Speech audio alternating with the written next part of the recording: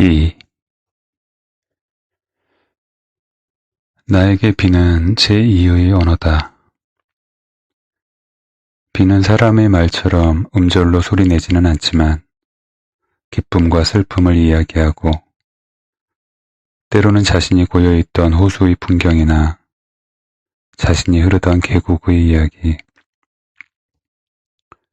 혹은 자신이 부딪혔던 절벽과 바위에 대해서 자신이 떨어져 흘러내리고 있는 도시의 콘크리트 건물과 유리와 아스팔트의 느낌에 대해서 이야기한다.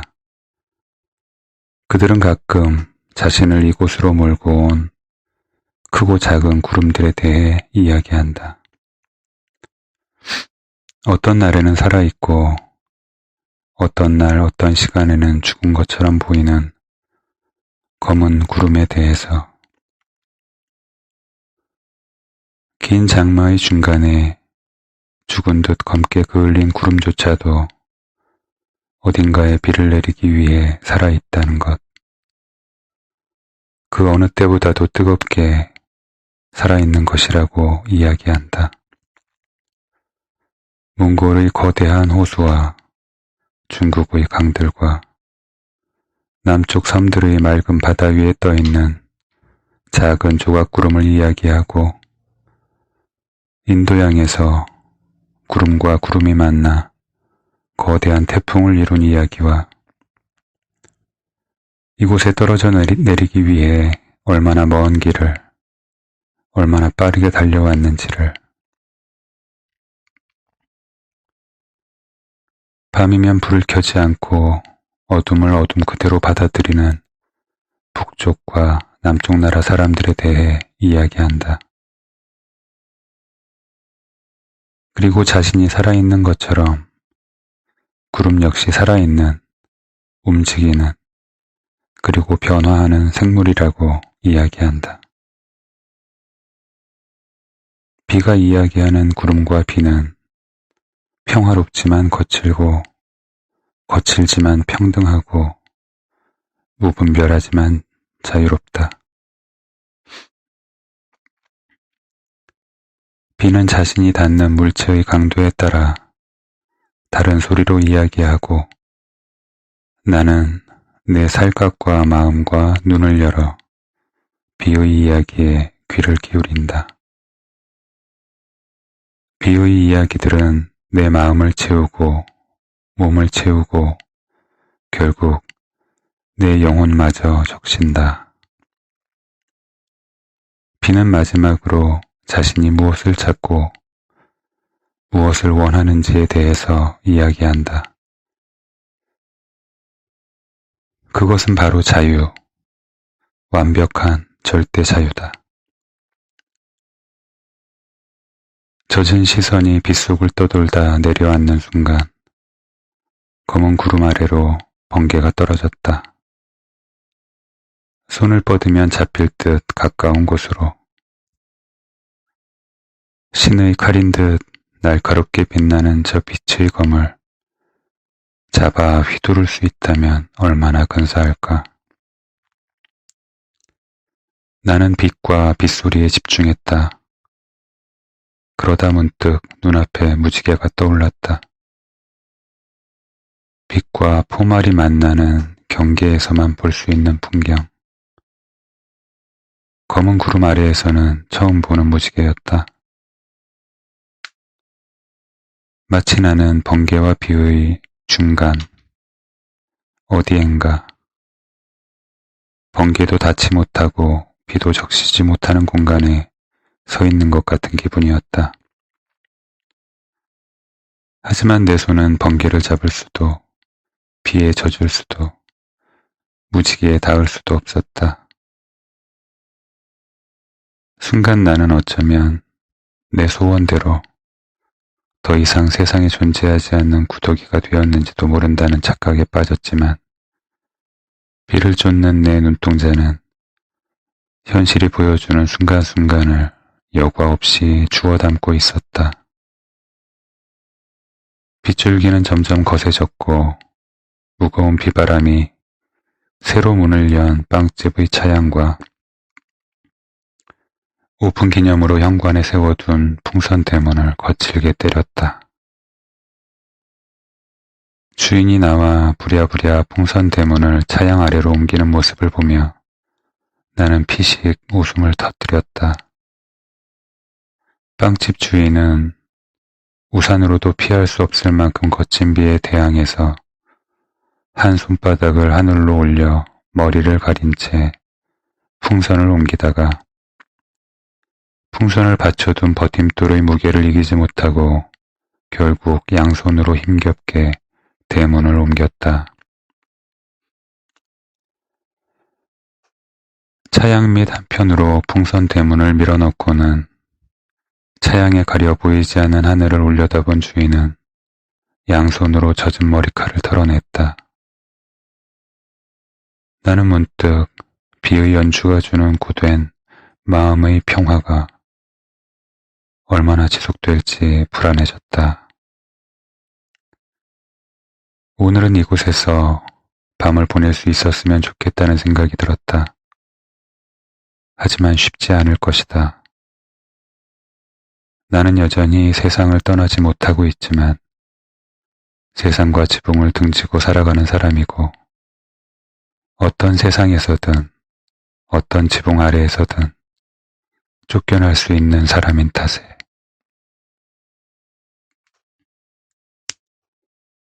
빗속에서도 사람들은 분주하게 움직인다. 이 도시의 사람들은 무슨 일로든 늘 바쁘게 걷는 게 몸에 배어 있다. 느리게 움직이거나 여유롭게 서서 담배를 피워 무는 사람들은 촉촉이 젖은 눈동자로 지나가는 여자들의 몸매를 감상하는 한량들이거나 한가로운 주말 오후에 트레이닝복을 입고 팔자걸음으로 대중 목욕탕을 향해 걷는 모녀 정도일 뿐이다. 어디선가 덩어리져 몸뚱이를 부풀린 바람이 세차게 거리를 후려치고 사람을 때리고 우산을 꺾고 지나간다. 찬바람이 분다는 것은 곧 추워질 것이라는 의미이고 추위가 닥친다는 것은 곧 겨울이 올 것이라는 의미이고 겨울이 온다는 것은 곧 세상이 얼어붙을 거라는 의미이다.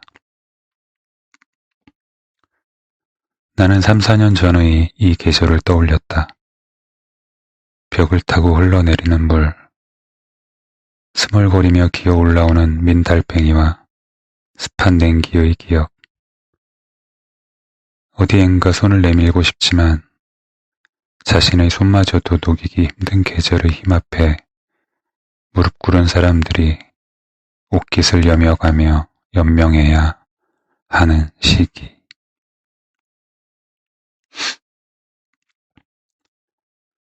너무 오래 비에 몰두한 탓이었을까? 나는 사람의 인기척은커녕 문 삐걱거리는 소리도 듣지 못했다. 나는 문득 내 몸을 둘러싼 여백의 허전함에 눈길을 돌렸을 뿐이고 나의 시선이 닿은 그곳에서는 작은 키의 거구가 나를 내려다보며 부푼 눈동자를 허겁지겁 굴리고 있었을 뿐이다. 키 작은 거구의 여자는 있는 힘을 다해 문을 쾅 닫고는 멧돼지처럼 괴성을 지르며 복도를 향해 내달렸다. 만약에 안으로 열리는 문이었다면 아마도 나는 오른쪽만 못 쓰는 반신불수가 되었을지도 모른다. 나도 이제 뛰어야 할 시간이다. 나는 엉덩이를 털고 일어나 화장실을 나서며 생각했다. 청소 도구실 안에는 인간이 있어서는 안 되는 걸까? 아니면 냄새나는 인간이어서 그런 걸까? 어쩌면 둘 다 안 되는 것일지도 모른다. 나는 뛰기 시작했다. 하지만 종일 굶은 몸뚱어리는 얼마 뛰지도 못하고서는 전력 질주를 거부했다. 채 50m도 못 가서 다리가 후들거렸다. 뒤쪽에서 다시 멧돼지의 괴성이 들렸고 고개를 돌리자 거구의 여자와 남자 몇이 나를 향해 손가락질하며 곧 달려올 태세를 취하고 있었다. 뛰어야 한다. 안타깝게도 이제는 눈과 마음으로만 즐기던 차가운 겨울빛 속으로 뛰어들어야 한다.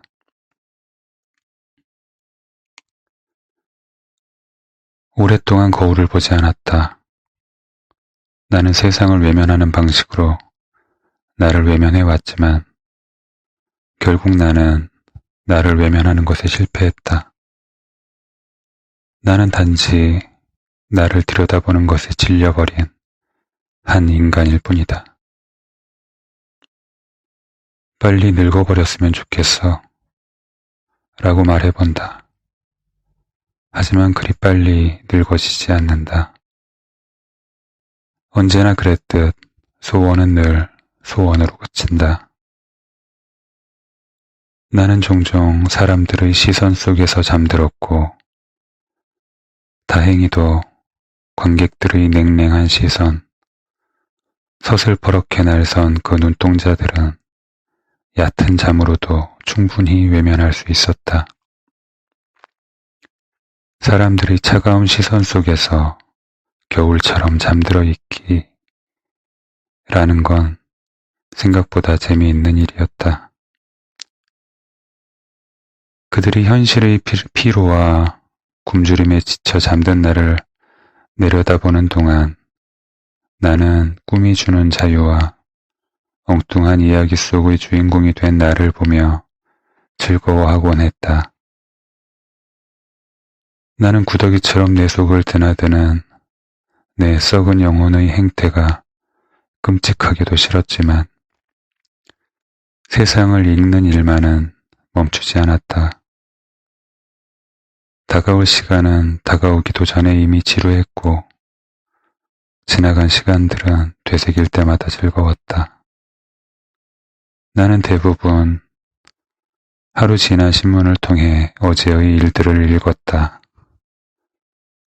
신문은 이미 지나버린 어제를 이야기해 주었고 나는 그나마 그마저도 남들보다 하루 늦게 주워들었다. 신문이 유일하게 미래에 대해 이야기하는 것은 날씨뿐이었는데 심지어는 그것 하나조차도 제대로 맞지 않았다.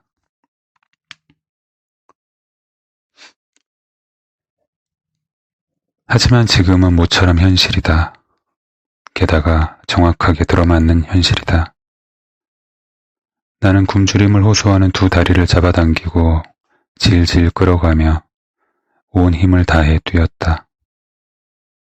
계단을 내려오는 동안 몸 위로 떨어져 내린 비는 방울방울 날카로운 비늘처럼 옷과 살갗을 뚫고 지나갔다. 비는 살갗을 관통하듯 단단한 머리 껍질까지 뚫고 들어온다. 왜 달리고 있는 걸까? 무슨 죄를 지은 걸까를 생각하기도 전에 머릿속이 하얗게 표백되어 연기처럼 흩어져 비에 쓸려 내려가 버리는 느낌. 머리에 이고 가던 수소폭탄이 그대로 터져버리면 이런 느낌일까? 나는 다행히 그들에게 붙잡히기 전에 전철역 계단 아래로 피신할 수 있었고 비와 바람은 여전히 허공과 지상에서 맹위를 떨치고 있었다. 후두두두두두둑. 이 소리는 더 이상 나만의 공간에서 듣던 아련한 북소리가 아니었다. 빗소리는 이제 행복한 북소리에서 저주의 울림으로 얼굴을 바꾸었다. 난 다시 빈집 같은 존재가 되었다. 버려진 빈집이고 그나마 지붕마저 뚫린 집. 스스로는 더 이상 비나 바람을 막을 수도 피할 수도 없는 쓸모없는 흉물이 되어버린 기분이었다. 나를 감싸고 있는 벽돌과 시멘트는 이제 나를 지켜줄 수 없다. 나를 따뜻하게 해줄 수도 없고 비나 눈을 막아줄 수도 없다.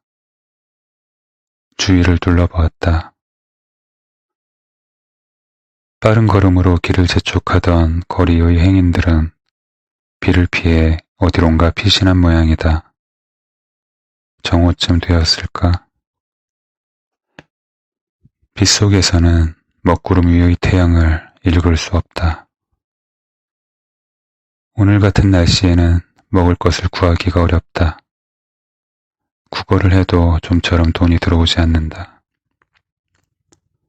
자신을 보호하고 추스르기에도 벅찰 때에는 다른 사람의 사정 같은 것은 눈에 들어오지 않는 법이다. 나는 길 위에 혼자 서 있다. 가끔 머리 위에서 울리는 전철의 굉음과 버스의 굵은 타이어가 도로에 고인 빗물을 가르는 소리가 들린다. 나는 길 위에 서 있다. 다시 이가 덜그럭거리기 시작한다. 귀 밑을 긁고 가는 바람이 내게 어서 피할 곳을 찾으라고 말한다. 어디로든 이동하려면 비가 졸음에 빠져 잠시 수그러드는 시간을 기다려야 한다. 나는 주위를 둘러보았다. 바람과 비를 피할 수 있는 공간을 찾아야 한다. 그렇지 않으면 오늘의 비가 내 인생의 마지막 비가 될지도 모른다. 중요한 순간일수록, 빠른 결정을 요구하는 순간일수록 머리는 더디게 돌아간다. 나는 문득 세 블록쯤 떨어져 있는 주택가 입구의 공중전화 박스를 떠올렸다. 문을 닫을 수 있는 공간이고 오늘 같은 날이라면 쓰는 사람도 별로 없을 것이다. 그래, 그 정도면 훌륭하다. 나는 계단 기둥에 몸을 의지한 채 쪼그리고 앉아 코트 깃을 세웠다. 비가 잦아들 때를 기다리면 된다. 비가 어느 정도 잦아들고 몸을 최대한 마른 상태로 유지하며 걸을 수 있는 시간이 오면 캥거루처럼 잽싸게 달려서 생쥐처럼 공중전화 안으로 들어간 후 문을 굳게 닫고 고양이처럼 웅크리면 된다. 비와 바람을 한 번에 막아줄 수 있는 작은 참호. 오늘은 그곳에서 어떻게든 버텨보는 것이다. 나는 기둥에 등을 기댄 채 바람이 달리는 길을 읽으려고 애썼다. 사람이 읽을 수 있는 것은 책이나 신문이 전부는 아니지만 오늘의 바람은 마치 읽히기를 거부하는 천재의 악필 같다. 사선으로 긋는 비는 수시로 각도를 바꾸고 바람은 위에서 아래로, 왼쪽에서 오른쪽으로, 오른쪽에서 왼쪽으로, 아래에서 위로 제정신이 아닌 듯 허공을 방황하고 있다. 얼마나 지났을까? 사람들은 양손으로 우산을 부여잡고 종잡을 수 없는 바람 사이를 지그재그로 걷고 있다. 비는 잦아들 기미가 보이지 않고 나는 결정을 내려야 한다. 나는 곧 뛰자 하고는 빗속을 달리기 시작했다. 다음 큰 길에서 왼쪽 골목으로, 그 다음 사거리 골목에서 오른쪽 골목으로,